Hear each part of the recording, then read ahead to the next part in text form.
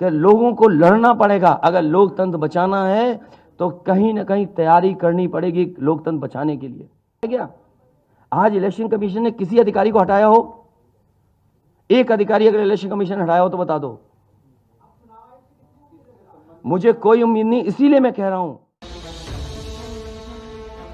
UP में धीमे धीमे ही सही, लेकिन आपको खबरों में सुनाई ही दिया होगा कि चुनाव आयोग ने अखिलेश यादव को नोटिस भेज दिया है। विधानसभा चुनावों को लेकर लगाए गए उनके आरोपों पर सबूत मांग लिए हैं। आयोग ने अखिलेश यादव से पूछा है कि बताइए आपने ऐसा क्यों कहा था। अलग अलग विधानसभा सीटों पर यादव और मुस्लिम वोटर्स के नाम मतदाता सूची से काटे जाने का आरोप अखिलेश यादव ने पिछले दिनों लगाया था। उस वक्त भी ये खबर सुर्खियों का सबब बनी थी और कल जब चुनाव आयोग ने अखिलेश यादव को नोटिस भेजा तो यूपी में सियासत की खबरबाजी करने वालों को लगा कि सपा की ओर से कोई सधी प्रतिक्रिया सामने आएगी और बात खत्म हो जाएगी, लेकिन ऐसा नहीं हुआ।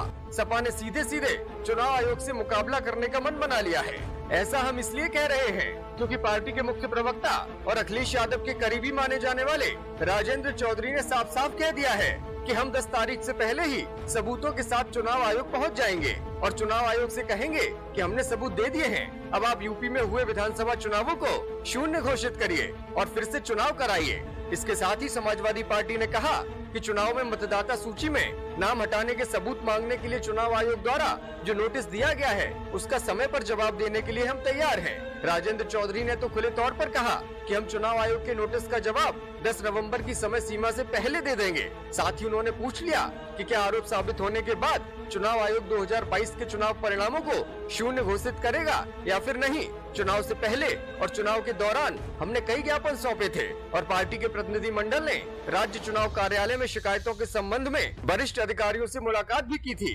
लेकिन एक भी शिकायत का समाधान क्यों नहीं किया गया। सपा प्रवक्ता ने कहा कि आदर्श आचार संहिता समाप्त होने के बाद हमें चुनाव आयोग द्वारा नोटिस भेजा जा रहा है। यह अपने आप में अभूतपूर्व है। चुनाव आयोग को एक और अभूतपूर्व कदम उठाना चाहिए। उसे घोषणा करनी चाहिए कि अगर आरोप सही साबित होते हैं तो वे चुनाव परिणामों को शून्य घोषित कर देगा। सपा का आरोप है कि पार्टी के सामने ऐसे कई उदाहरण आए जहां उम्मीदवारों को दी गई मतदाता सूची और चुनाव अधिकारियों की मतदाता सूची में अंतर था।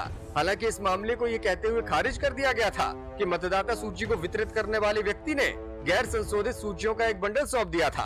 आपको पता ही होगा कि अखिलेश यादव ने 29 सितंबर को पार्टी के राष्ट्रीय सम्मेलन में प्रतिनिधियों को संबोधित करते हुए कहा था कि भाजपा के इशारे पर लगभग सभी 403 क्षेत्रों में यादव और मुस्लिम समुदाय के 20,000 मतदाताओं के नाम हटा दिए गए थे। इसके अलावा न्यूज एजेंसी भाषा को दिए इंटरव्यू में भी उन्होंने यूपी चुनाव में हार के लिए आयोग की बेईमानी को जिम्मेदार ठहरा दिया था।